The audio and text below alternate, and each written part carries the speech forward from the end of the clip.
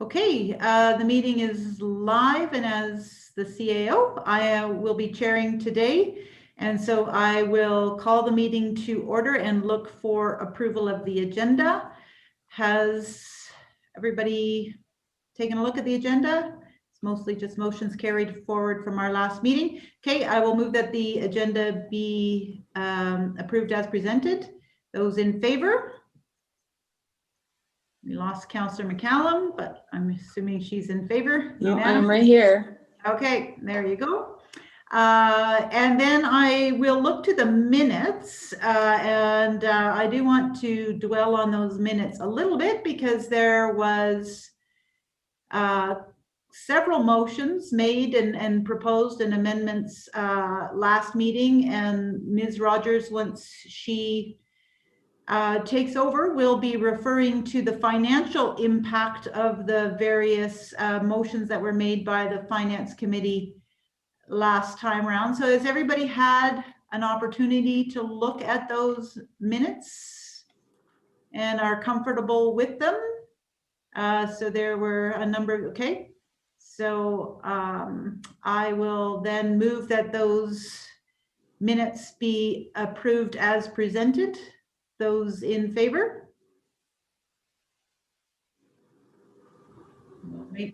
Those opposed?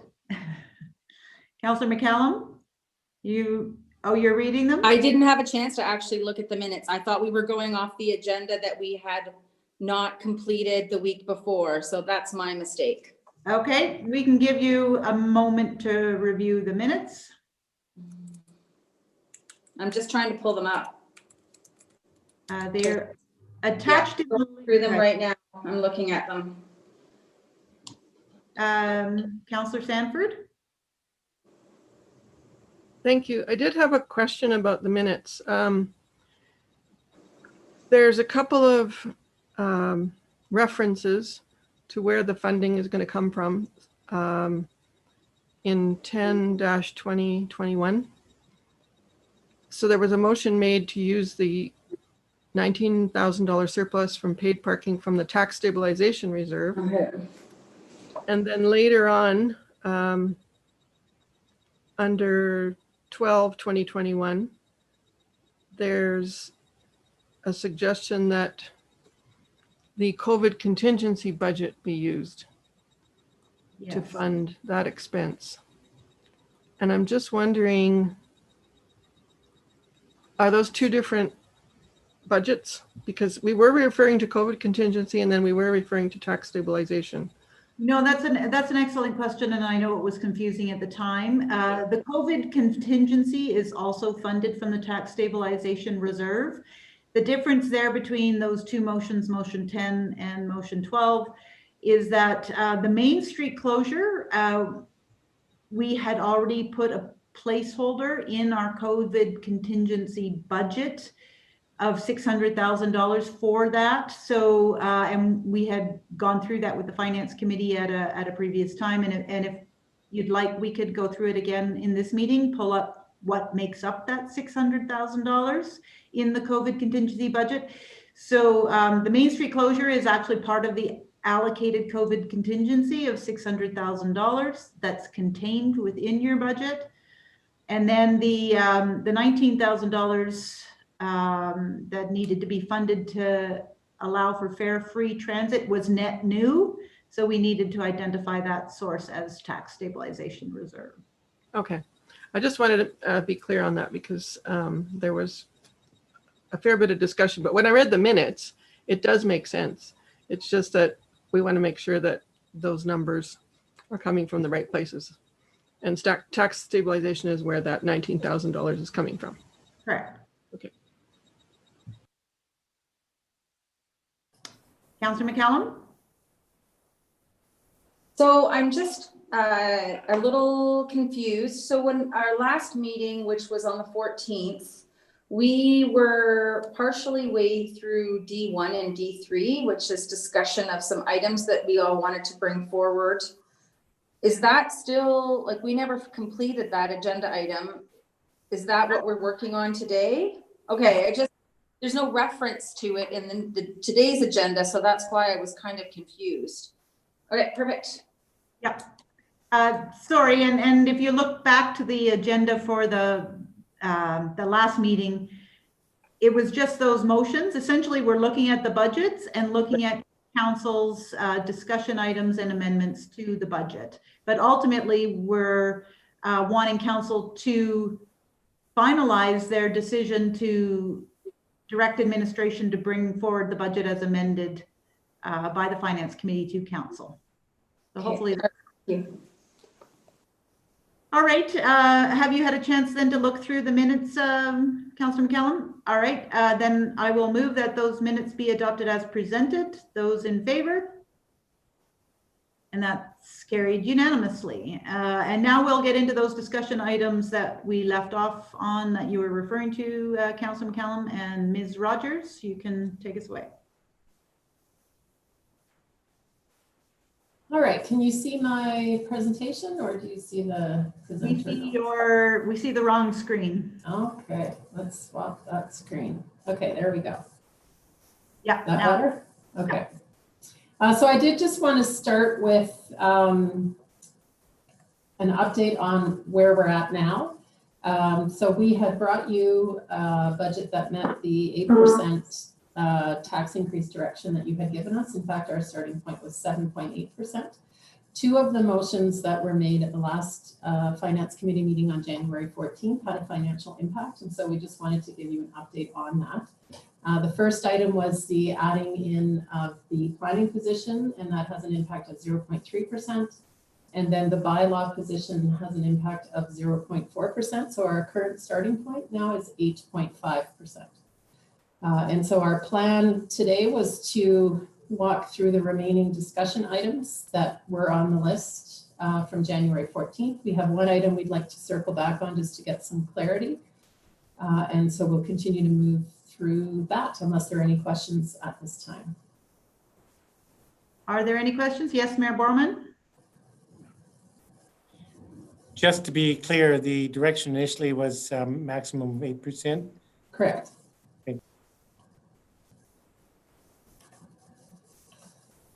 Okay, so the items in larger text here just on the bottom of this list are those that we'll be reviewing today.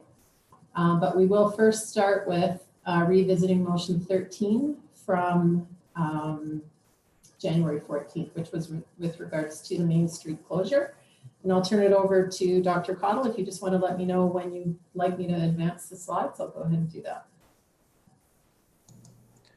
I'm happy to speak, although Ms. Smithers, would you rather? Sorry. Nope, it's okay. Yeah, do you want, sure, I can take it away and then I'll hand it over to you. If that works. Okay, first slide, here we go. So as you know, at the last Finance Committee, we considered the request from the BIA to proceed with the Main Street closure for this summer. Related to that was the item around waiving fees for the in-street patios for that closure area on Main Street. The significance of that is that for those in-street patios, there is a license of occupation that the businesses must get in addition to the patio permit, and that license of occupation is approximately $1,000. Significant because of the review that it entails, but also because it basically permits private businesses to use public right-of-way for a commercial gain. So the fee reflects that. However, in making that motion, when we went back with economic development and considered it some more, it was apparent that the motion as it was presented raised a couple of issues. One is that it creates some inequity for the restaurants or, well, I'll just say businesses outside of the Main Street closure area, but still in the town center, who would want to proceed with an in-street patio, because they will incur a fee that could be approximately $1,300, where we have waived fees in some cases just a half a block over. So that does create a disadvantage for those businesses outside of that 2-block area. And the rest of it is kind of goes there. And the intent, the other point on this slide that I would draw your attention to is the intent of the BIA was really going beyond just the Main Street closure area, even though the Main Street closure area was the topic of conversation at the Finance Committee. So next slide. So in going back with our teams and discussing this, what we have found is that if we considered, or Finance Committee considered a motion to look at the waiving of the license of occupation and the patio fee for those in-street patios, in the $10,000 that was allocated for that item, that is likely sufficient to cover additional in-street patios outside of the closure area, because there are only a handful of sites where an in-street patio outside of the closure area would actually be viable. So we know that we could actually, if Finance Committee was willing, we could reconsider that motion to actually be for in-street patios in the town center across the board. So yes, thank you for advancing this. So we could accommodate that within that $10,000 budget, and the revised or revisited, I'm not sure what the right wording is, motion would be just to strike that portion that said within the Main Street closure area. So it would be directing administration to waive in-street license of occupation and patio permit fees for 2021. So that would address the equity issue across the in-street patios. And again, it's substantial as an equity issue in that case because of the $1,000 license of occupation, that if you're just applying for a patio permit does not come into play. Having said that, it still presents a broader equity issue for business supports across the whole town, which was not the topic of conversation for Finance Committee last week. So Dr. Cottle is now, I'm going to hand it over to her to speak to generally where we're headed with business supports across town generally. Over to you, Dr. Cottle.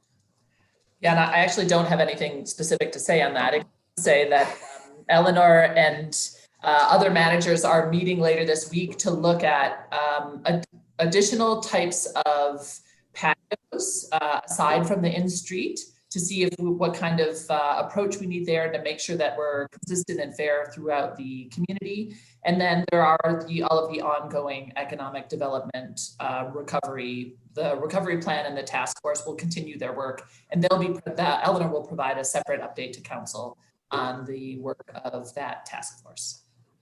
Mayor Borelman?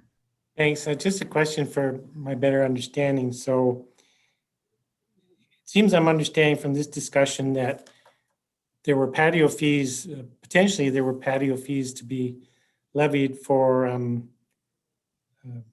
patios in areas outside of the downtown, like Elk Run specifically. So is that correct? I'm thinking of one business up on Bow Meadows Crescent that had a patio established, occupying a few parking stalls on their privately owned parking lot. So does the town charge fees for a business to dedicate their privately owned parking stalls for that kind of use? There would typically be a patio fee because it is a different use than what that parking lot is intended for. And there are issues related to loss of stalls. So is there still enough parking when we take away stalls to use them for something that's not intended? So there's the review process there, and the permit granting a different use than what the parking stall would be intended for. What we found though is in preparing for the conversation at Finance Committee around the Main Street closure, we really focused on Main Street itself and the town center. We do need to, and Ms. Miller is currently pulling together information to get a better handle on the revenue that the planning department would forego if we just waived the patio permit fees townwide. We don't know if it's material enough to require additional budget or not. So that's where we're going to be coming back at a later date with information on those supports for at a town-wide basis and not just focused on the town center. Thanks. I mean, it's sort of a moot point, given that we're discussing waiving patio fees townwide. I'm just surprised to know that in the past, outside of COVID, there would have been a patio fee charged in a situation like the property on Old Meadows Crescent. And I don't mean to bog this discussion down on that. I'm just surprised. Yeah. And I'm not aware of the specific instance you're talking to, so I can't say with certainty whether it would or would not be. But I would say generally, yes, there are patios outside of the town center that would require a permit. Yeah, and I would also add that that's quite normal to require that, because as Ms. Smithers pointed out, you're expanding your business footprint and having and occupying space that wasn't originally intended for that purpose. I understand that. I'm just hadn't looked at that through this lens, and doesn't matter. It's a moot point right now. Okay, so just to address that, there's a couple of ways we can do this procedurally. We can move to reconsider the motion that we passed and approved, motion 13-2021 FIN, and do as Ms. Smithers suggested, just strike the 3 words.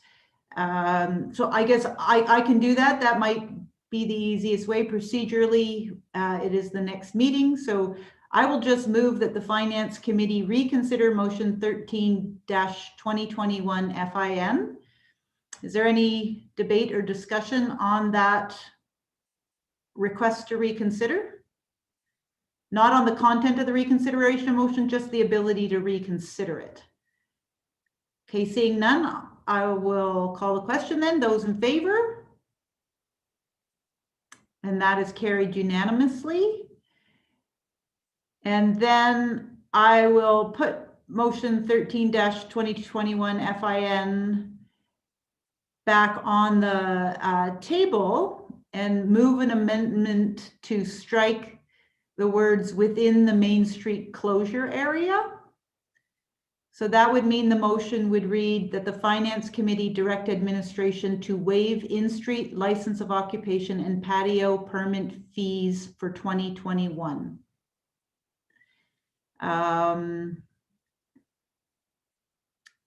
Yes, Councillor Comfort. So I have a question about that. First, does this come back to council, or would this just go forward now? This would go forward because it would inform the budget. So we would put this, so we wouldn't be taking this motion back to council, although council, when they're considering the budget, could change anything financially. It's just that I'm unclear as to how much revenue would be lost by the town in waiving these fees. So what, yeah, what Eleanor McClett had provided was last year we had waived, or we rebated fees for 9 in-street patios, which was about $7,700. And then we didn't collect on 4 other fees, which would have been about another $4,000. So that would have been, close to $12,000 last year. And we would anticipate it would be similar this year. it'd be a little higher, right? Because there are other patios outside the Main Street closure area from which we collect fees. That is part of the reason why, for now, we're just focused on the in-street license of occupation and patio permit fees. As I said, we are reasonably confident that the 10,000 allocated towards that is sufficient. What we're not clear on is when you look at the rest of the town and the patio fees there, if that would be material enough for us to come back and say, actually, we would need to look at a funding source to cover the lost revenue. Yeah, I think the finer point here is that we're in changing this motion, we're not changing the budget. So right now the budget is $10,000, Right. which was approved at the last meeting. We're not asking to change that budget at all at this time, just to change to this motion with the same budget. Is that clear, Councillor Comfort? Yes, it is. Thank you. Okay, Mayor Borman?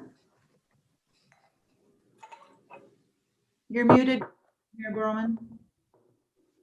I thought I had unmuted. Anyways, process question that was sparked by Councillor Comfort's question. So I'm trying to think of the governance on this. The Finance Committee is directing administration to do something without it being a council direction. And how does that work under governance? Yep, no, that the council has allocated their authority to the Finance Committee for a number of measures, including things like setting the master fee schedule and the budget process. So at the end of the day, you can direct administration as Finance Committee to do anything that's within your power assigned to you as a Finance Committee in the Finance Committee bylaw. So you meet with the auditor, you approve quarterly statements, you can manage the budget process up until complete budget approval. So you can give direction to change the budget, and administration will be changing the budget, and then ultimately we will be seeking your authority to bring that final amended budget to council for approval.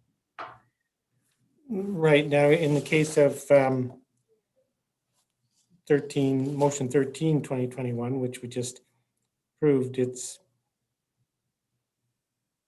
directing admin to waive fees, which would presumably have an immediate impact. It would be implemented before council reviews that direction. And that is fair. You approved the master fee schedule as the Finance Committee, for example, back in December. Okay, yeah, that's a good point. So effectively, we're directing admin to change the permit fee schedule or temporarily. For 2021, yeah. Right. It's not worded that way, but that's the effect. Yeah, there is no reference to the master fee schedule, but that's how No. we do it, correct. Yeah. Great, thank you. Okay, so I had an amendment proposed, which was just to strike the words within the Main Street closure area from that motion 13, 2021. Was there any other discussion on that amendment? Okay, seeing none, I will call the question on the amendment. Those in favor? And that's carried unanimously. And then back to the main motion, which now reads that the Finance Committee direct administration to waive in-street license of occupation and patio fees for 2021. Is there any discussion on that motion? Seeing none, I will call the question. Those in favor? And that is carried unanimously as well. So that addresses that reconsideration. Okay, then we'll move back to the discussion items. And the first was around the photo radar reserve. So I'll turn it over to Dr. Cottle. Thank you, Ms. Rogers. So there's a couple of motions from your last meeting that we just wanted to remind you about. One is that the Finance Committee direct admin to add the costs and associated additional revenue for a full-time bylaw officer into the budget. Councillor McCallum asked that the Finance Committee direct admin to bring back options for consideration of using the photo radar reserve to fund that position. And then the third motion was around the capital budget item for the purchase of a new vehicle from GenCap. So that last motion 19-2020-2021 will just be handled in the budget that comes forward, the capital budget. Today, I'm just going to speak to motions 17 and 18. If you could, yeah, thank you. So just as a reminder, the total increase for adding a bylaw officer is $101.5 thousand for various expenses offset by revenue. So that would be the total budget increase to add a bylaw position. And then just wanted to remind council, Ms. DeSoto reminded us earlier this week that the 2019 Wildlife Attraction Management Plan did talk about the consideration of increasing bylaw staffing as a part of that plan. The recommendation from that plan was that in 2019 and 2020, that we enforce and do enforcement and education on attractants and issues related to human life conflict. That has been done. One officer was assigned as the manager of dealing with attractants like fruit trees and also the rabbit contract. And all officers had responsibility for lease enforcement and education. And then during 2020, what the Wildlife Attractant Management Plan called for was that we were to perform a review of our service, our bylaw service, to review and determine if an additional peace officer was required in 2021, with the suggestion that that person might solely focus on attractant and human wildlife conflict related issues. Obviously, that review did not happen in 2020, due largely to the pandemic and to some staff vacancies. The plan did identify what a position could be responsible for, which included, again, the feral rabbit contract, off-leash enforcement, the wildlife attractant bylaw enforcement, and be trained to haze wildlife from urban areas in consultation with Alberta Environment and Parks and the Solicitor General. So we will now be doing that review work in 2021, as we didn't get to it in 2020. You can keep going. In terms of the RCMP position and the photo radar reserve, I wanted to review this again, just to make sure it's clear for everyone. So currently in the 2021 budget, there's $196,000 that is funded from the photo radar reserve. That is the equivalent funding of 1.5 RCMP members. In 2008, the Council of the Day made a decision to add an additional member to our RCMP complement. So one additional RCMP member was added, and this was an add-on to our complement that was considered discretionary. And that budget initially was $86.8 thousand, and that budget increases annually with policing costs. So that one position, the discretionary position, has been funded from Photo Radar since 2008, and we have not added any additional RCMP members since that time. In 2011, the Council of the Day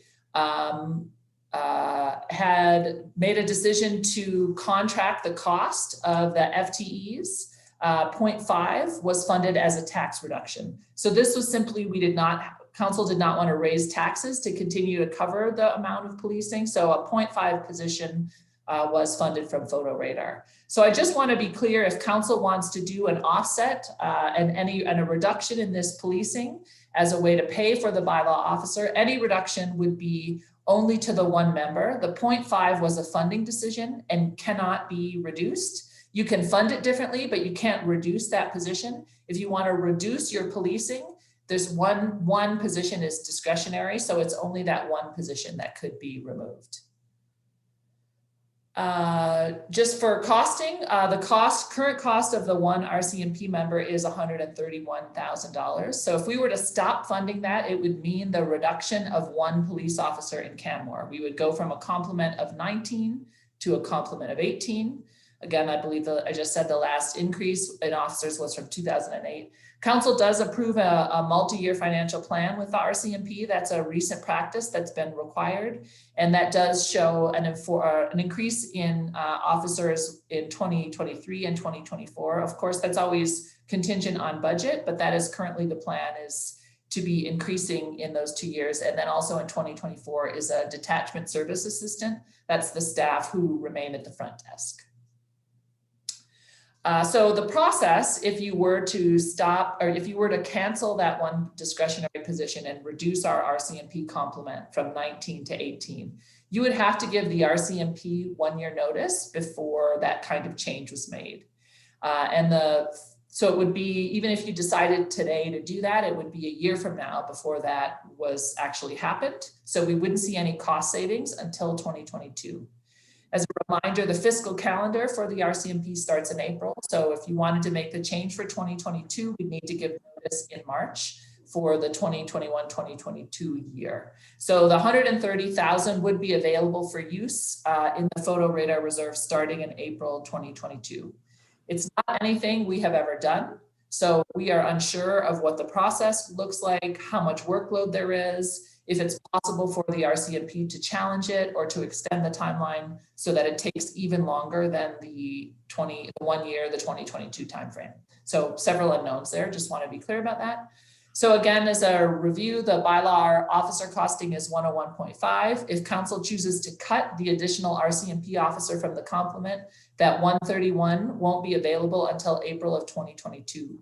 So if you want to move or approve one new bylaw officer for 2021, you need to fund it.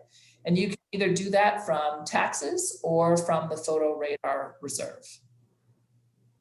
And So- before you go off that, Yeah.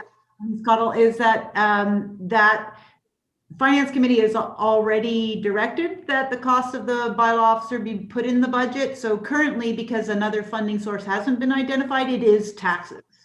And that's, you know, Ms. Rogers put that up at the start of the meeting. So unless another funding, and that was, I think, the intention of Councillor McCallum's motion to ask for this information, right, is to see if there was another funding source, but currently, unless you give us direction, it is taxes.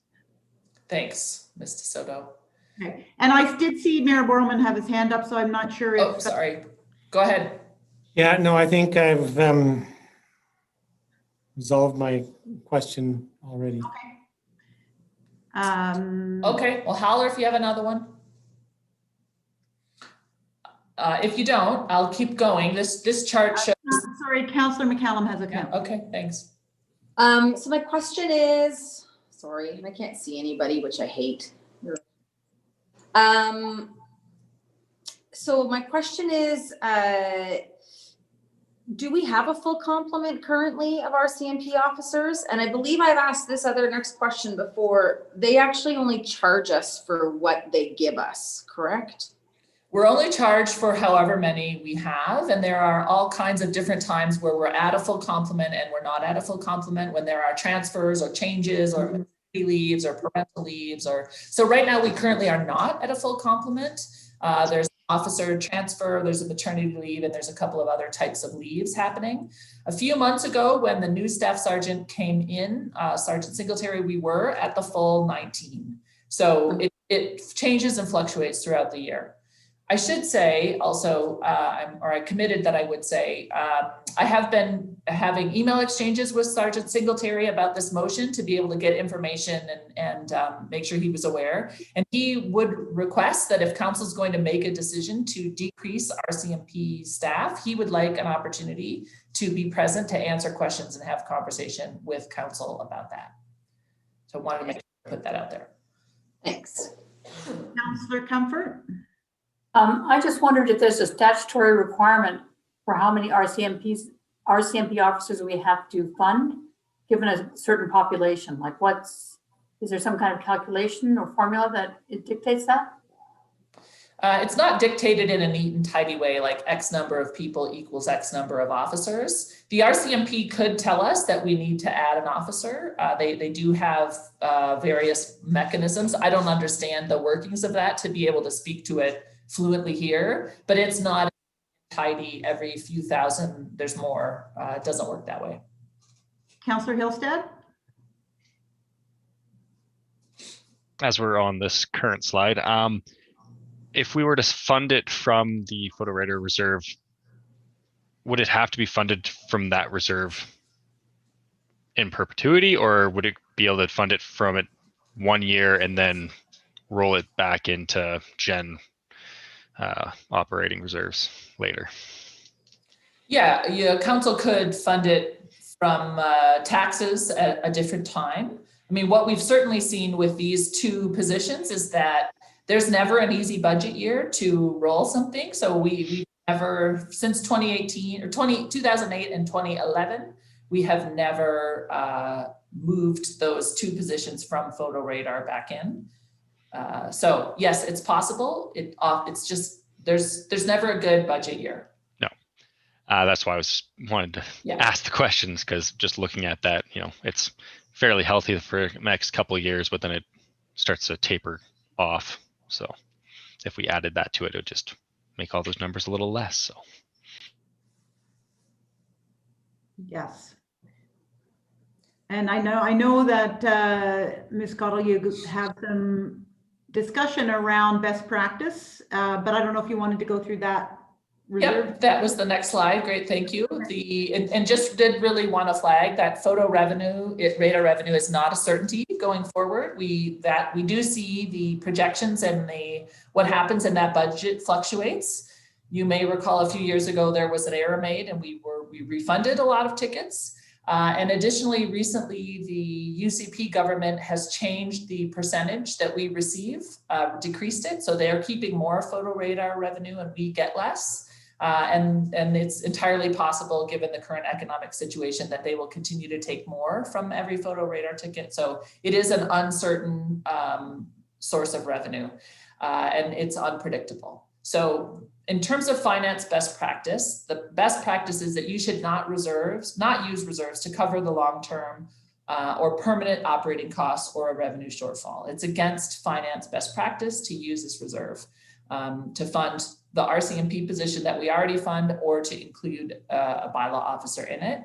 And to your question, Councillor Hillstad, part of, I appreciate Councillor McCallum bringing this motion forward, because it has had us as an administration to have a conversation, because in 2022, we're anticipating that we're going to need to start to pay 90% of our policing costs. And you may recall from previous finance committee meetings, we're going to be using the tax stabilization fund to help smooth that change in over time. One of the things that we will look at doing in 2022 is taking that 0.5 funding position that is not discretionary and putting it back in the tax base when we're making that leap to the 90% because of this finance best practice. I'm pretty sure, Ms. Rogers, that was my last slide on this item. Correct. I think Mr. Irwin had a comment he wanted to make, and I got. Okay, go ahead. Yeah, I just want to jump in for a second, just to confirm something with the RCMP. They actually only invoice us, or they only bill us within their plan, 18 members versus the 19. And it's basically just kind of like how we do internal slippage in here, because they basically know they're never going to be at the full 19. So the amount that in our budget is actually only 18 members. So just wanted to confirm that. If we happen to be ever at 19, I guess there would be an adjustment, but there's a lot of transfers and things. So Thank you, Rick. Councillor Hillstad? Would we have the option to, as we are doing with the RCMP contract, which we think is going to expand in future years, to do that smoothing effect, would we be able to use the photo radar reserve on a one-off basis for a smoothing effect? And then the other question is, the actual vehicle that's also required for the bylaw officer, is that technically allowed to be funded from photo radar reserves, as that's a protective device type thing? Because I know streets, or the mobile signs and stuff that we use sometimes get funded from this. So I'm just wondering, because technically they're vehicles I would put under protection and safety to let them do their job, and it's a safety thing for the town. Would that be allowed to come out of the photo radar reserve? Yeah, I don't know enough about I'm just trying to remember the language around the reserve. To fund expenses related to policing or traffic safety initiatives and community safety initiatives and programs. Yeah, it's pretty high level, but we have used it specifically outside of regular operations of the department. I would say using the photo radar reserve to smooth tax increases would not meet the intent of the reserve. You would want to use the tax stabilization reserve for that purpose, because that's exactly what that tax stabilization reserve is intended to do. But potentially a capital purchase like a vehicle could come from the photo radar reserve, technically, I guess. Yeah, I would agree with that, on the tax stabilization for the smoothing. Yeah. Councillor McCallum? Furthermore, to the question of smoothing,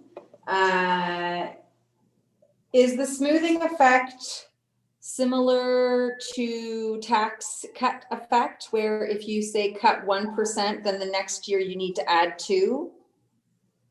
Yes.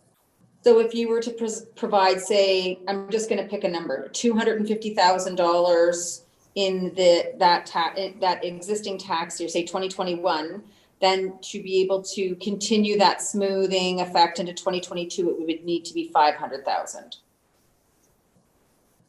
Is that correct? Yes, it's how you'll hear us sometimes say kicking the can, that expense doesn't go away. We just are deferring it by a year. Yeah. All right. And then in terms of the direction that council's given for future taxes, we've given 5% and 5% for 2022, 2025 maxed out.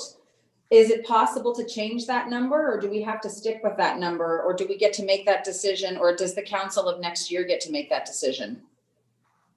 Well, we need to bring you a plan. And so what you do for 2021 will impact the plans of 2022 and 2023. And currently the plan and the direction you've given us, so we will approve as council and as the finance committee a plan for 2022 and 2023. And your direction was only to administration, not to yourselves. So you can change what you ultimately approve to be any number. Okay, I just wasn't sure, and I understand obviously, and none of us could be here next year, who knows, right? So I just wanted to understand what I thought was actually true. That's why. Thank you very much. And so right now we would look to the finance committee and individuals as to whether or not you're interested in making a further motion on funding the bylaw position any differently, or on changing how you fund the RCMP positions, or directing administration, and we don't necessarily need an emotion on this, but to have the staff sergeant come and speak to you about the total staff complement in the RCMP, if that would be helpful to you for making your decisions on the RCMP complement.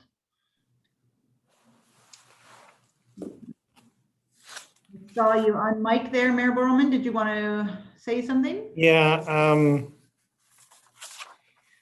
So this is a complex conversation. We haven't actually approved a new bylaw position yet, have we? Yes, you did. Yeah. We did last week. Yes. So then there's a question about the funding of that position. Currently, it would be funded through taxes. Correct. And then you're asking if there's a motion to redirect the funding to a different source. Yes. Or not. We can continue on and we can go through the rest of the discussion items and then come back to final discussion on all of the budget as a whole. And but if you specifically you wanted to talk about funding this position from a different source, that could be done now. Okay, well, I'm not interested in putting that forward, so. Okay. It might be worth going through the rest of the discussion items then, in case there are any additional motions that would add to the budget or detract from it, and then we'll see what the final picture is. Sure. Next is housing evaluator. Yeah, I'm happy to just keep talking. So as part of that 2022 plan that Councillor McCallum was just asking about, we did want to flag and make sure council was aware that one of the things that had been put in was a part-time housing evaluator. And just earlier this afternoon, you heard from our current part-time housing evaluator, Ms. Eichelblum. That report she provided is exactly an example of the type of work that this position would do. So what's added to the budget as new is a part-time position for 6 months, and then it's offset or would become a year-round part-time position, because right now already also in the budget is 6 months for somebody to run the Safe Park program. What we're saying is new in the 2022 plan is the addition of additional 6 months of funding to add to make the position part-time year-round. So currently it's in the budget as a placeholder. We recognize that this requires discussion with council before it's formally approved. Ms. Brown is working on content for a spring workshop with council. So we're proposing that this be left in as a placeholder, and administration will schedule a workshop with council to understand more about it, and then determine at that time whether to remove it in the budget for formal approval when we get to the 2022 budget process. That's basically what we're proposing. Happy to answer any questions about that. I think there's only one slide there. Yeah. But there's no immediate impact to the 2021 budget that we're actually considering right now. Correct. Ms. Eichelbloom's position is currently funded from the Community Social Development COVID Capital Project. So that project began in mid-2020 and is whipped. And so the current funding from her position is coming from that capital COVID response project, which we anticipate will end with 2021. So there's no impact on the 2021 budget. It's entirely new in 2022. Great, thank you. Yeah, this discussion item was just brought forward because it was raised, I believe, by Councillor McCallum as potentially an area where council might want to have further discussion. And so our recommendation as administration is to leave it in. Our commitment to you is to bring you a workshop to have further discussion around this position in 2021, but certainly it is your prerogative to remove it. I think the discussion around this position is whether it is our mandate and our sandbox to work in, so to speak. So again, we can move on while you ponder any further consideration or direction on this position. But as noted, the position would support the Safe Park program, which is in the budget for 2022. And so seasonally, it would be that position and then extend it year round to support housing initiatives year round. Okay, so I don't see any questions or motions coming out of that discussion. Next, this is in the council budget. And historically, our council's support for the Canada Day breakfast run by Rotary has been $10,000, and we've reduced that to $5,000 for 2021. There's no motion required. That's what is in the budget right now. But I think Mayor Borman, you had asked that we just bring it back in case there was some discussion. I have nothing to add to the conversation. I thought perhaps Councillor Seeley wanted to suggest some other approach, but I'm fine with where we are on that budget. Okay. Maybe Ms. Rogers, sorry, I know Ms. Rogers sat in on a call with Dr. Hinshaw this afternoon. We're having these weekly calls with municipalities, and I think it might be just helpful to hear her commentary on events for summer 2020. Sure. There was not a lot of specifics yet, and certainly no indication of when we might reopen our currently closed facilities, but there was some discussion around summer festivals and outdoor recreation. She did indicate that conversations are currently happening, and the province recognizes that planning needs to happen now for these summer events. Essentially, her message was, we will not have enough vaccine distributed for herd immunity, so there will still be restrictions in place this summer. She doesn't expect that vaccine distribution to be at a sufficient level until past the summer. So she did indicate that in early discussions, if people are planning, they need to plan for restrictions still being required, and that there will continue to be ongoing uncertainty. Yeah, so just I think confirms what we've all been thinking, and no specifics around numbers. As we know, last year numbers fluctuated wildly especially for outdoor events and gatherings, so it's unknown. But I think this is from my perspective, a reasonable compromise given what we know today regarding support for the Canada Day breakfast, unless there's any further discussion or a motion to be put on the floor by a member of the Finance Committee. We can move on then. Next on the list was the citizen satisfaction survey, and included in the 2021 budget is $19,000, which is a 0.1% tax increase. Equivalent. And Councillor Comfort. So I'd like to speak to this. I think that if we're looking for places to save money, this is one of the places we could this year save ourselves $19,000. I know it doesn't seem like a lot of money, but as my husband likes to say, more than I make in a week.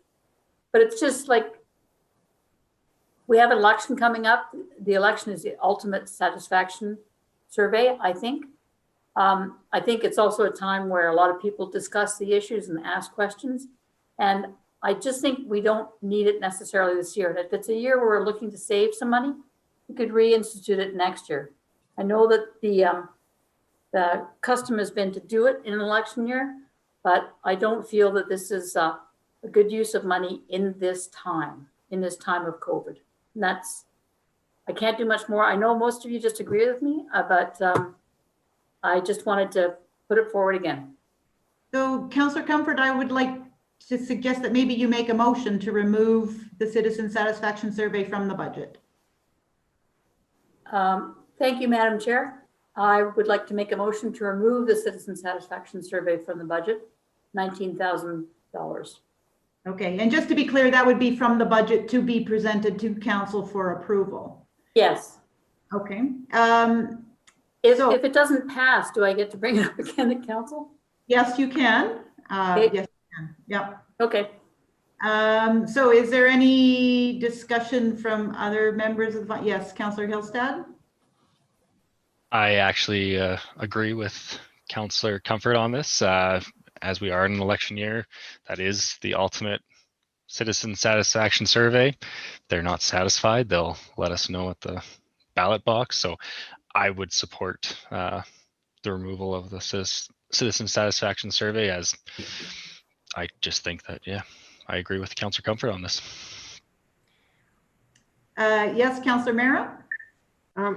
I would also agree with Councillor Comfort that our election is a satisfaction survey in its own right, and that we do have a couple other mechanisms to learn what's going on through economic development, and I forget the other department, where we can know what's going on. And also we have our new mycamware.ca, which also allows our community to vent or bring issues, or they can also say there if they're satisfied or not. So I can get behind this. Mayor Moorman? Yeah, I just would like to point out that the satisfaction survey, well, firstly, it wasn't initially only in an election year. Prior to that, it was more regular. But it provides so much more detailed information than simply, do you like us or not? The satisfaction survey that we've conducted in years past has really directly informed the work that administration does and the work the council does. And it's, I don't disagree with your comment, Councillor Comfort, that an election is certainly one means of determining the voter satisfaction with individual members of council, but it's not a great means of discerning whether or not all residents support a number of initiatives. Take bylaw, for instance. We can learn through the satisfaction survey where the sore points are in some service delivery, like bylaw. Typically, our results have shown a very high level of satisfaction with community safety, which includes RCMP and to some extent bylaw. But the satisfaction survey, it breaks down everything the town of Canmore does item by item. And it also has a section on satisfaction from residents, from the respondents in regards to administration and how administration does their work. So I wouldn't contextualize this as being a vote of confidence in council or not. That's outside of the intent of the satisfaction survey. That doesn't necessarily mean that I would be terribly upset if council didn't move forward with satisfaction survey. I continue to believe it's a really important tool. And yes, it's $19,000, which is also more than I make in a week, but it's a really important tool. So I wouldn't support your motion at this time. Councillor McCallum? Thank you. So I won't be able to support this motion either. And I feel like you've oversimplified the value of the citizen satisfaction survey. This isn't necessarily a survey for decision makers to only use. It's a survey that every department in the town of Canmore uses to assist the fine tuning of their work. We know that our nonprofits use it. We know that our FCSS department uses it. We know that our housing departments use it. And I feel like that in terms of the oversimplification piece is not everybody that lives in Canmore can vote. So the citizen satisfaction survey has the ability to reach people in their homes and in many cases reach those that are marginalized. And our marginalized people are the ones that are the least likely to be able to come out and vote or to participate in the civic process. So I also think that it also has a great ability to do random sampling. So not necessarily the squeaky wheel always being the one that's listened to, but again, touching all of the people of Canmore, including those that are marginalized. And I just think it's a really great information gathering tool. And I don't actually see the net benefit in removing this from the budget. It's not something that I think is fair to categorize it as being only for election purposes, but actually an item that we can use to help guide our planning as a municipality and those agencies that are lateral to the municipality. So I won't be able to support your motion, Councillor Comfort. Councillor Seeley? Yeah, for many of the reasons that you've just heard, I won't be able to support it either. I think this is a valuable tool, really good information, and we need to do it from time to time. And I think that would that'd be a good time to do it right now. Councillor Sanford? Thank you, Mr. Soto. I've always found it to be a good tool to evaluate what the municipality is doing and how satisfied people are with the level of service they're receiving.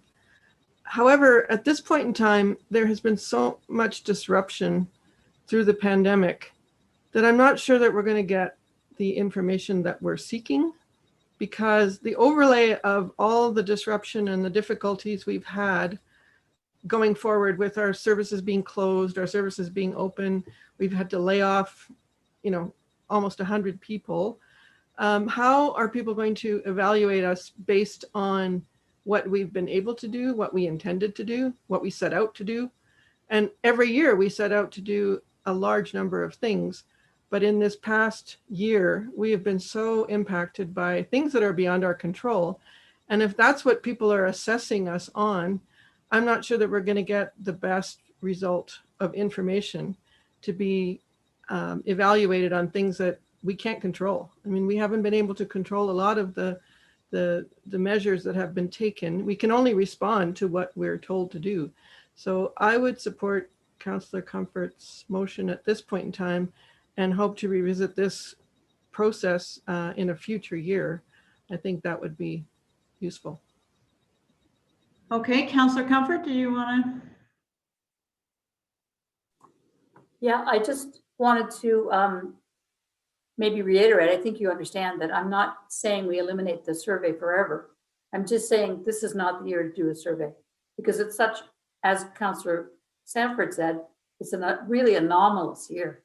And I think that the information that we want to get at, we can get in other means, because we now have, other staff. Eleanor's helpful, communications tremendously helpful, Robin Dinage. So I think that in this year, if we're really looking to save money and keep taxes low, we need to look everywhere for savings. And this is an easy one for me. But I'll let you guys do your vote. Okay, Mayor Borman and then Joanna. Yes, so regardless of how this vote goes, I would encourage members of the Finance Committee to review the most recent satisfaction survey before the council meeting that decides on the budget, because there may be a change of heart. And Councillor McCallum's spoken to this as well. I won't belabor the point, but there is so much value in that satisfaction survey that in a sense, the results in a COVID year would be even more helpful. How are we performing in a really difficult year? Is it, I mean, that's information that would also be helpful to have. Bottom line, if Finance Committee is looking to make a significant change to the budget, there's big bucket items that could be removed from the budget and have far greater impact than a $19,000 project. It doesn't take long to think of a few projects that could be removed from the budget that would have a several $100,000 impact to the final budget. So yeah, I won't say any more. Okay, Councillor McCallum and then Councillor Comfort. I just wanted to respond with something that's actually happened, and Councillor Mara can attest to this, to both Councillor Sanford and Councillor Comfort. So most recently, Bow Valley Regional Housing every year does a citizen satisfaction or a client satisfaction survey, and they do a staff satisfaction survey. And so, you know, a lot of the folks that have been at the Lodge and at Cascade House have experienced quite extreme lockdown measures over the course of the year, and have been dealing with the effects of the mental health side of that as well. And, you know, Mr. Wilson had experienced quite a bit of verbal altercations with some of his residents and some really negative experiences. And so part of his remuneration is based on positive citizen satisfaction or client satisfaction survey. So Councillor Mara can speak to this, that as a board, we were actually really concerned that he would be penalized unfairly due to the fact that it was a COVID year, that these folks have been locked down for far longer than the rest of us, that they have been issued extreme measures in which to live in since February of last year. And we were actually concerned that we were going to have to intervene and mitigate the results of this client satisfaction survey. And I am pleased to report that his response was actually better than last year's. So I think that we are underestimating our citizens' ability to discern between what is our responsibility and what is not our responsibility. And I think that by taking away this survey, we actually are, again, robbing our affiliates and robbing our nonprofits of the ability to get good, timely information that they depend on for their planning as well. So that's my last pitch. I just, I again agree with Mayor Barman. There's other places that we could cut if we want to cut. This is not the place I would cut. Yeah, I'm just actually really disappointed that it's been brought forward like this. And Councillor Comfort. So to close, I guess? Yeah. Are we ready to just end? No? No? No? Well, you go ahead. I just wanted to, I'm looking forward to seeing Mayor Barman's motions for saving hundreds of thousands of dollars. And I have lots of faith in the people of Canmore. I think that they're very good at making this kind of discernment. And as you all know, I think, I'm a resident in the Lodge now, and I had sent an email to the CAO to say, of Bow Valley Regional Housing, to say what a great job you're doing of making us all feel safe and protected. And I know that he had a very, very difficult year to manage. And it's you know, old people are feisty. I can, you know, and he's very, very good at managing people, and I think it's very brave in a time of COVID to put a survey like this forward to a population like this. But I'm sorry, I just still think it's, if we're looking for places to save money, I'll look for your motions coming forward where we can save money. And this just seemed like an easy one, because I think we know what we're about. I think our administration knows what we're about. And that's it, I guess. That's all I have to say for now. Okay, I do think we need to move us along. Mayor Borman, do you have anything you? No, I have nothing else on the motion. I just have a question on the slide there. So 19,000 is being presented as a 0.1% of a tax increase. That's what it says there. Yeah. You need to divide by, what is it, Ms. Rogers, 248. 248? Yeah. So 248,000 is a 1% tax increase, correct? Correct. Yeah. So it is 0.076. So if you, yeah. Rounds up to 0.1. Yeah. Okay. Okay, well, I think we've had lots of good discussion there. I will, I'll move Councillor Comfort's motion then to remove this from the budget. Those in favor? Oh, and those opposed? And that's carried with Mayor Borman, Councillor Seeley, and Councillor McCallum opposed. Okay, so moving on to the next. Moving on, over to Ms. Smithers. We're just circling back to the mayor's request on an update on our sustainability work. Yes, so we wanted to start this off with, I believe, Councillor McCallum had made a request about flagging the net new sustainability projects in our 2021 budget. And I actually broke this into a couple of slides because it is, I believe, in fairness, quite a legacy that this council has created for the town in terms of sustainability initiatives and policies for now and into the future. I think that there's been a tremendous amount of work done over the term of this council in focusing on sustainability and climate action, and that serves us well as a town for years to come. So it is, I would suggest, a legacy to be proud of. On the capital side, in 2020, the sustainability projects include a $140,000 project that is expanding the residential food waste diversion program from a pilot to community-wide. I believe it's 10 new bins that we're going to be putting throughout the community in 2021. I've included as well the electric vehicles for our fleet. This was a 2020 project, but it came quite late in the year through the most funding that enabled us to put it back on the radar.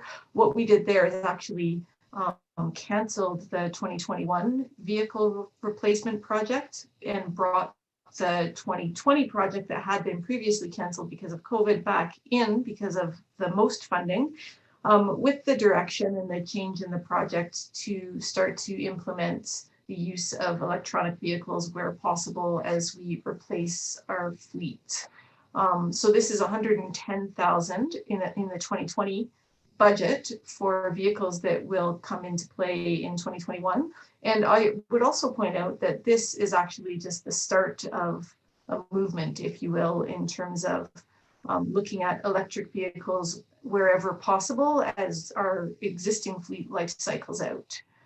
So that is another thing that we're focusing on this year.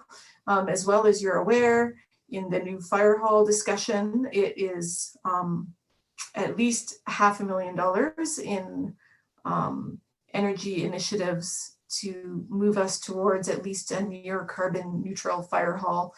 The $500,000 relates primarily to solar, but there are other energy efficiencies in that building that I couldn't isolate the cost on because it is built into that construction budget.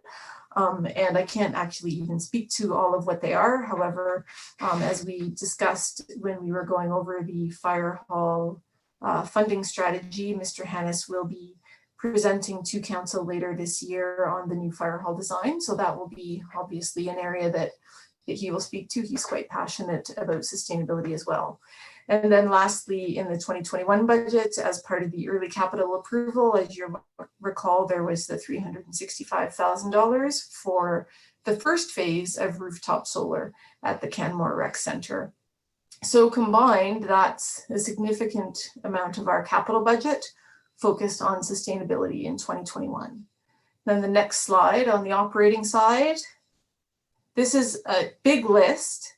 I will not be able to answer all your questions on it.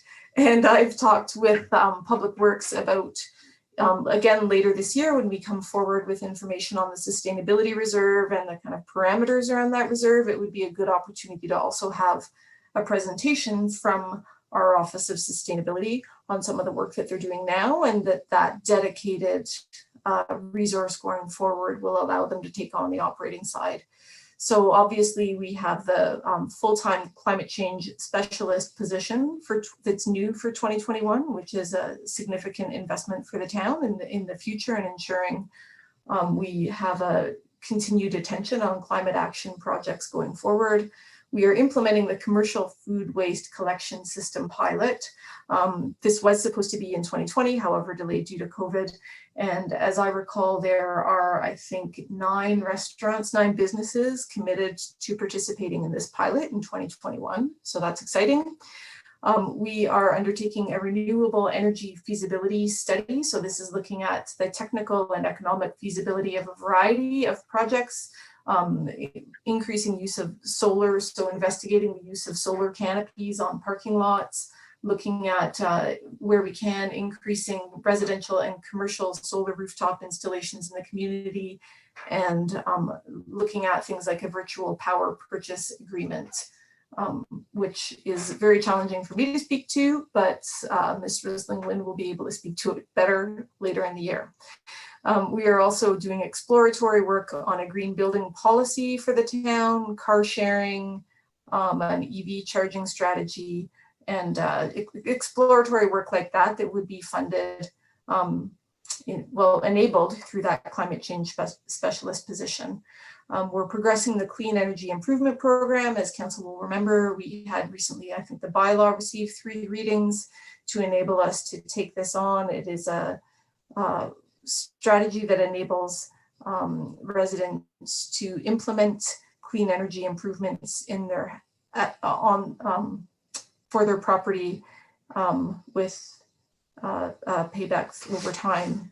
And then the other programs that we talked about recently in the budget in Public Works were related to the fruit tree removal, rabbit proofing, the coexisting near wildlife social norms campaign. Those are all in our operating budget this year instead of being shown as kind of discrete one-time capital projects. We're including them as just ongoing important initiatives for the town. We're looking at further integrating climate action in town decision making. So this is by looking at things like how we use our environmental ERC, too many acronyms, long day, forget all what it stands for, but looking at their mandate and how it could be potentially revisited to include more of a focus on climate action, looking at some EIS policy amendments and just overall kind of processes like that to make sure that whenever we can, we are considering climate action in the decisions we make as a town. And then obviously the last decision that affects the 2021 operating budget was a dedication of a portion of franchise fees to climate action initiatives. So that totals about $147,000 in 2021, and we've structured it to increase in subsequent years. So long list, massive legacy for the town has been created over the term of this council, and we are looking at continuing in 2021. The next slide speaks to the specific request around solar. I'm not sure if there are questions on those net new initiatives. As I said, I won't be able to speak to them in detail, but we are planning a presentation from Public Works on those initiatives later this year. Yes, and I guess I will look to members of the Finance Committee. I think Councillor McCallum, it was your request to have some of this information brought forward just to see it all in one place, because it does cover a number, well, often delivered through the Sustainability Office. It touches other departments as well. Councillor McCallum, did you want to speak to that? Yeah, sure. That's actually a really impressive list. And, you know, I know some of it has been operationalized already from previous budgets, but a lot of it is net new in 2020 and in 2021. So I'm actually quite pleased with the initiatives that we've taken so far. You know, really in terms of climate action, like the real work will be in shifting the building code. And that is the job of the federal government and the provincial government. That is where we're going to really see change, because as we know, more than 50% of our emissions come straight from buildings. So thanks. Okay, thank you. So with regards to that last slide, then Ms. Smithers, we put that back up there because I think Mayor Borman, you had asked to maybe have a further discussion on the smaller buildings, solar. Yeah, so I can. Yeah, go ahead. If I can speak to this one just quickly then. So one of the comments that came up in previous Finance Committee meetings was to look at the possibility of creating new 2021 solar projects, to kind of put those 3 canceled projects, which were the rooftop solar on Arts Place, the Roundhouse, and the Senior Center, back on the table. So just a couple of things for Finance Committee's consideration from administration. We would want to point out that that would require finding another $365,000 to put back into the capital budget for the project itself. We would also require an additional $90,000 added to that capital project so that we would have project management resource to actually implement the project. The project management resource that we had initially had targeted for the 3 canceled projects is now focused on the rec center phase 1 solar. So we don't have the staff capacity to take this additional project on. If Finance Committee wanted to proceed with it, we would have to find another $90,000 in the capital budget to have that one-time project management resource to deliver this project. I will also say that based on what we learned in the initial investigation into these smaller projects, that caused us to shift our thinking to say we should proceed with the rec center instead, because it provides a better benefit for the town given the cost of the project. We don't actually know that we would choose to proceed with these 3 projects if additional funds even were available. We feel that when we look at the remaining town facilities that can accommodate solar, these may not be the 3 strongest candidates. So from that point of view, I think from administration's perspective, we would prefer more time to make a reasoned recommendation to town, to council, sorry, on the best use of scarce resources. And to that end as well, as is noted the last bullet on this slide, we don't have a guarantee on grant availability for these projects either. So that's it. Mayor Borman? Thanks very much for bringing this forward again. And to be honest, I just really wanted to have one last opportunity to consider possibility of additional climate action related projects, which I have. And you know, I appreciate that there is a very reasonable concern about our capacity in administration and our staff resources to deliver on 3 additional solar projects over and above the CRC project. And I recognize, in fact, I'm really happy to see the very strong support from the town of Canmore in the already approved, at least at this point, by Finance Committee, a really comprehensive suite of climate sustainability projects. So having had a bit more time to think about this broader question, I'm quite happy where we've ended up, and I won't be bringing any motion forward to add those 3 smaller solar projects to the suite at this time. Okay, was there any other discussion on the sustainability initiatives or the solar projects then? All right, Ms. Rogers, moving forward then. Great. Thank you. This is our last slide, and we had 2 human resources items that the mayor had asked us to bring forward. So again, just to clarify our starting point, we typically provide performance pay increases for our staff. That's how they move through their pay grid. That amount was earmarked for $150,000 for 2021. We have not included that in the budget that was presented to you. It has a tax impact of 0.6%. And cost of living increases is the other staff-related item that is based on the Calgary Consumer Basket of Goods of 1.3%, equates to $211,000. That is included in the budget. And the impact of that on taxes is 0.8%. So I don't know if there were questions about those or comments. Yeah, I think the opportunity is really for the Finance Committee to reaffirm and discuss whether that's the approach you wanted to recommend stay in the budget and take to council. There's no motion needed if you don't want to change any of that, but if you wanted to either put performance in or take cost of living out, the Finance Committee would need to have that discussion today. Mayor Borman, I saw you had your hand up. I was simply going to say that I'm comfortable with these items as we've already approved them. Okay, and just to be clear, they haven't been discussed or are approved in as discrete items. They're contained in the overall budget, and if you move to make the last motions that we have before you, then they will be included in that way. Right, and I'm comfortable with moving forward with that on that basis.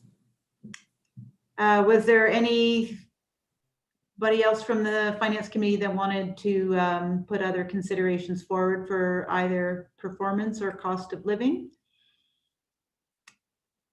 Okay, seeing none, the intent then is to have final confirmation from the Finance Committee to bring council budgets as you've directed so far, unless there's any other proposed discussion items or changes that you'd like administration to work on and bring back to you.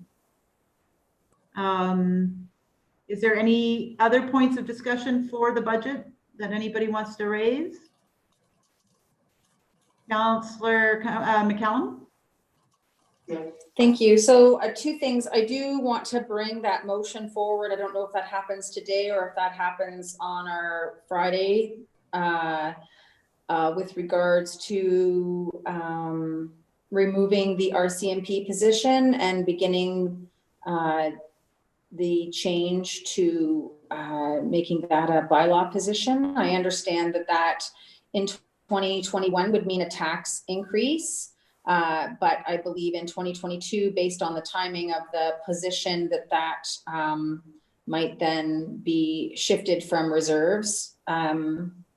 So I don't know how that's meant to happen, if that's meant to happen here or when council meets or on Friday, don't know. So I think it could be made anytime. I do want to remind you of what Ms. Cottle said is the opportunity to have the staff sergeant come to I know, that's why I'm asking the question this way.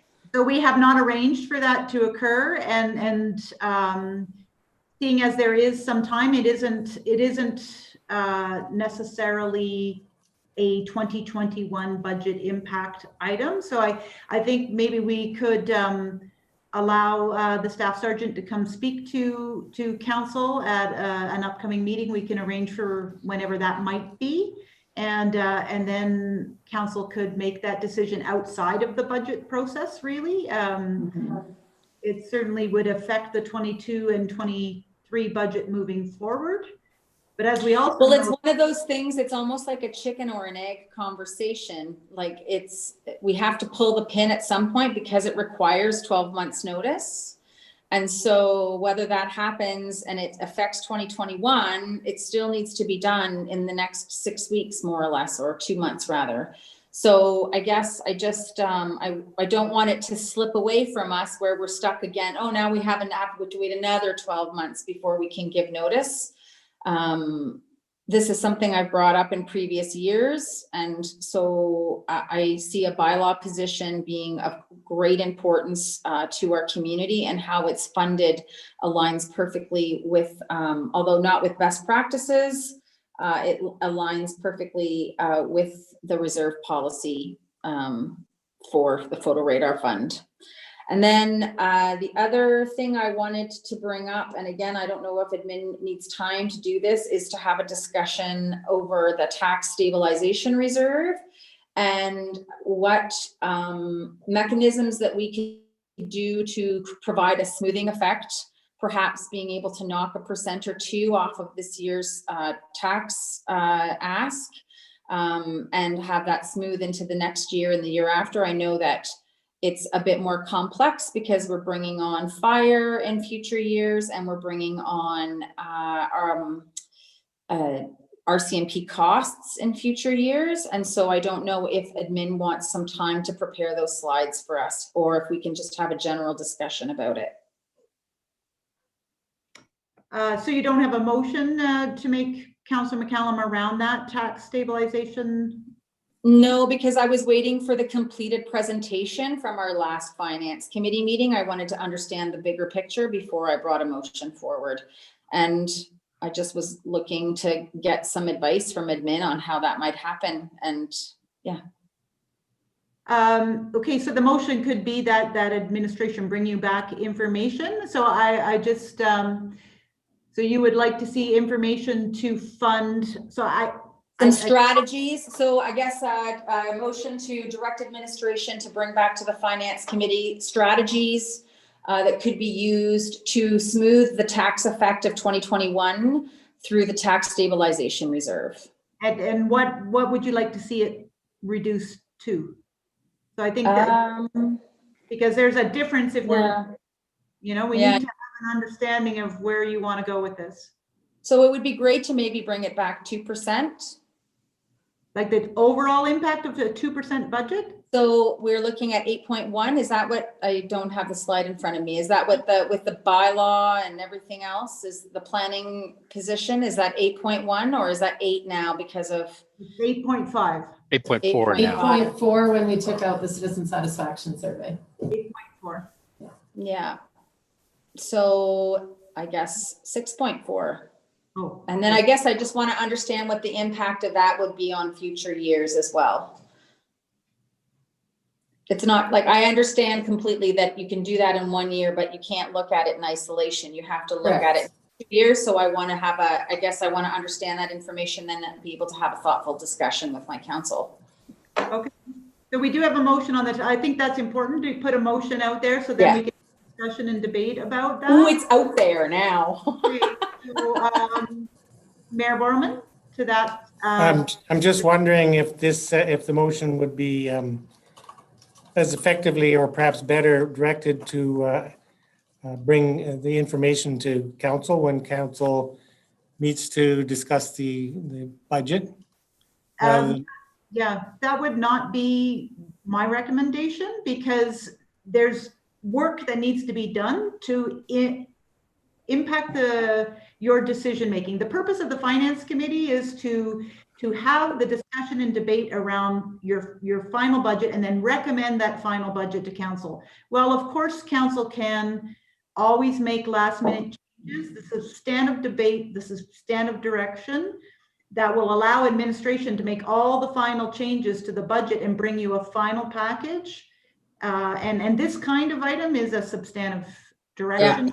And that's good to hear your perspective. I had it in mind that we wanted to complete the finance committee meetings now so it can move on to council. But if administration would prefer to continue the discussion at the finance committee level, that's fine by me.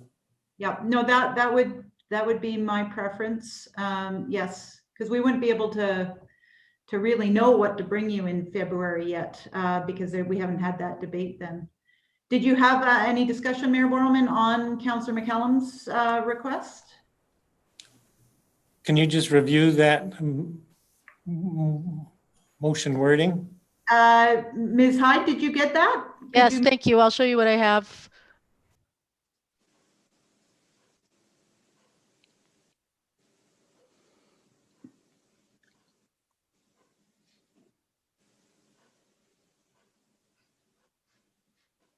That's great.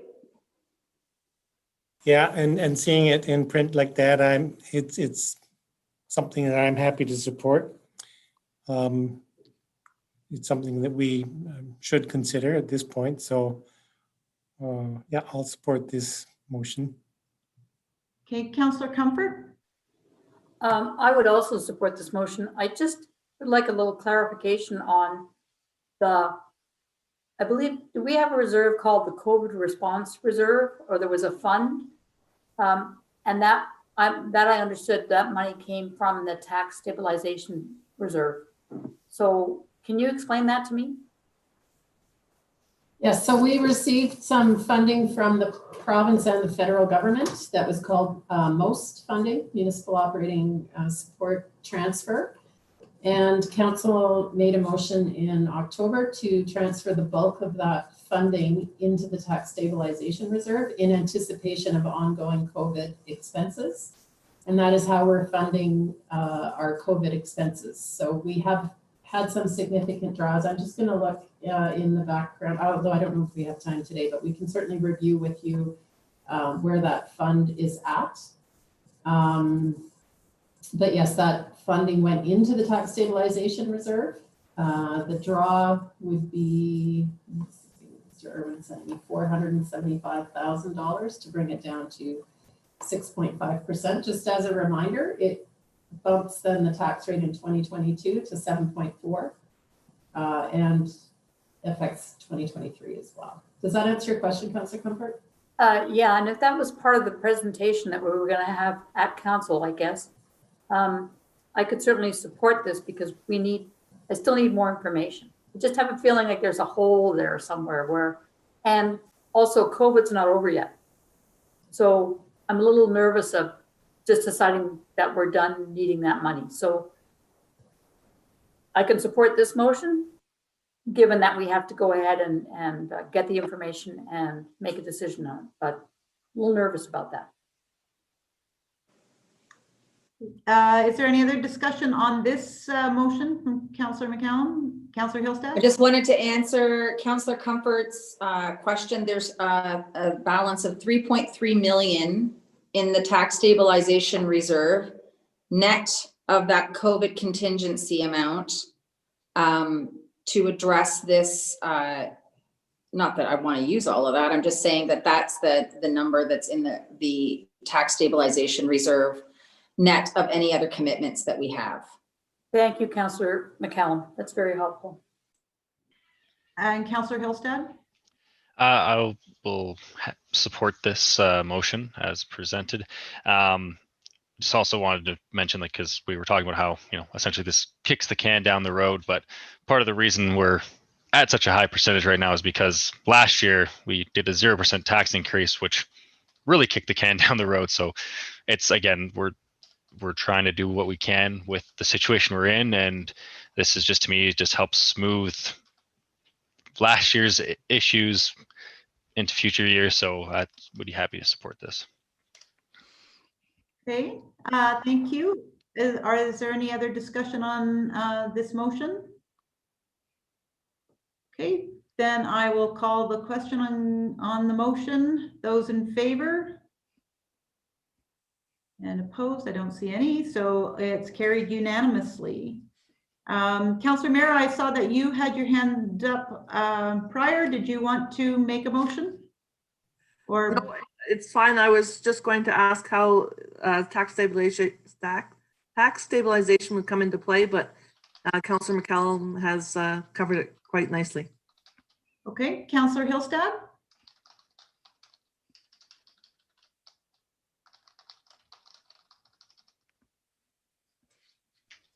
There. There you go. Yeah. I was just wondering if I could make a motion with regard to the capital project for the new bylaw vehicle in 2021 to be funded from the photo radar reserve instead of the general capital reserve. Yes, I think that motion is Because fair. that it matches the reserve's intent better than funding an officer, as it's a piece of equipment, it's a one-time purchase. So, Yes. and there appears to be some money in the reserve that could accommodate that. Okay, that motion is on the floor then. Councillor Mara, did you want to speak to that? Yes, I totally will support this. I think that's what this reserve is to be used for. And as long as that's the direction that we can follow, I will support this. Thank you. Mayor Borman? Yeah, I as well will support it. I believe it's in sync with the that reserve policy. So happy to support the motion. Okay, any other comment or discussion? Okay, seeing none, on Councillor Hillstad's motion to fund the bylaw vehicle from the photo radar reserve. All in favor?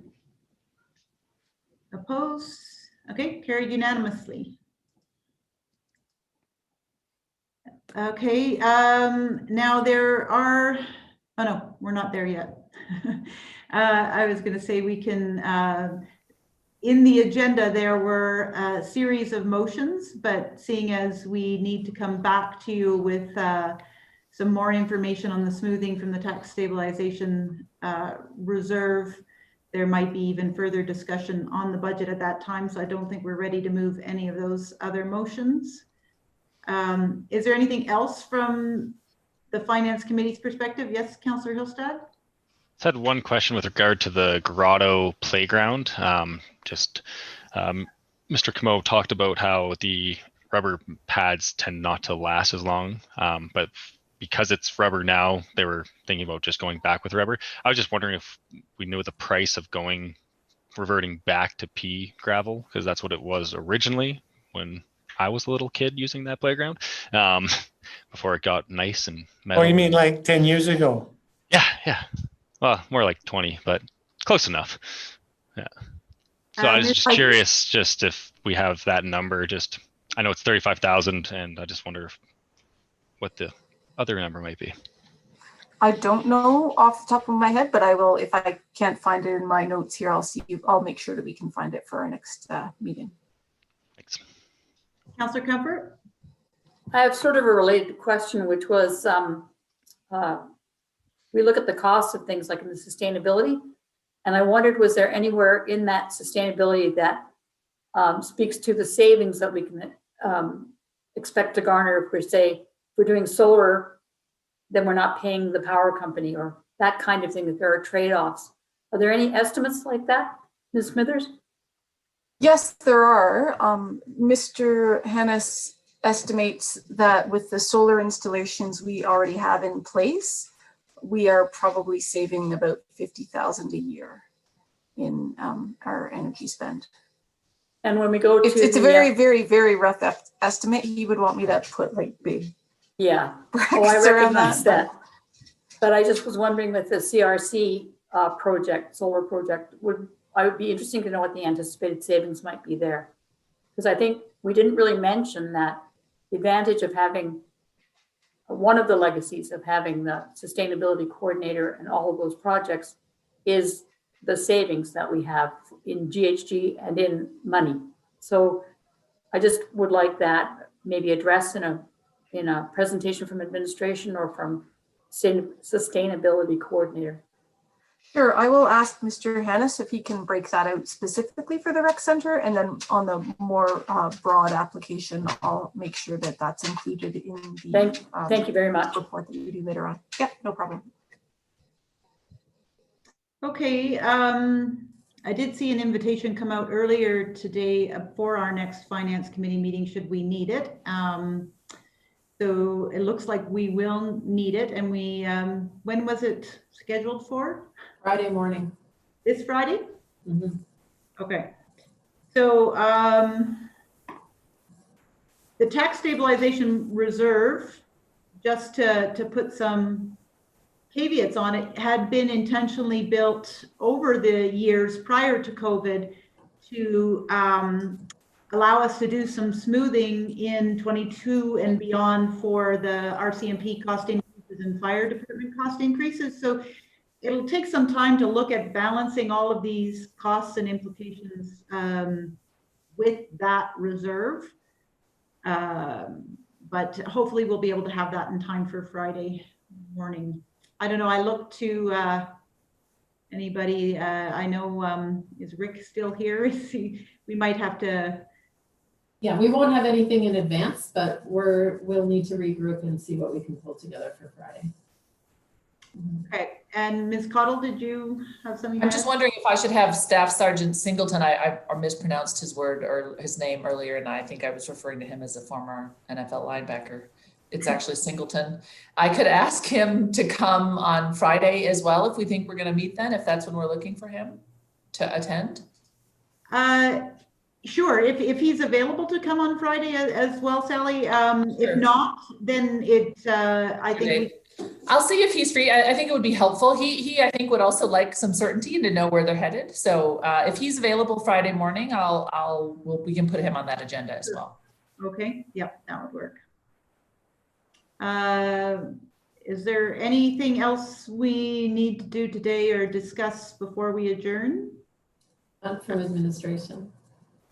No. Okay, anything from Finance Committee members? All right, seeing none, I will move that the Finance Committee be adjourned. Those in favor? And we are adjourned, and we'll see you on Friday morning.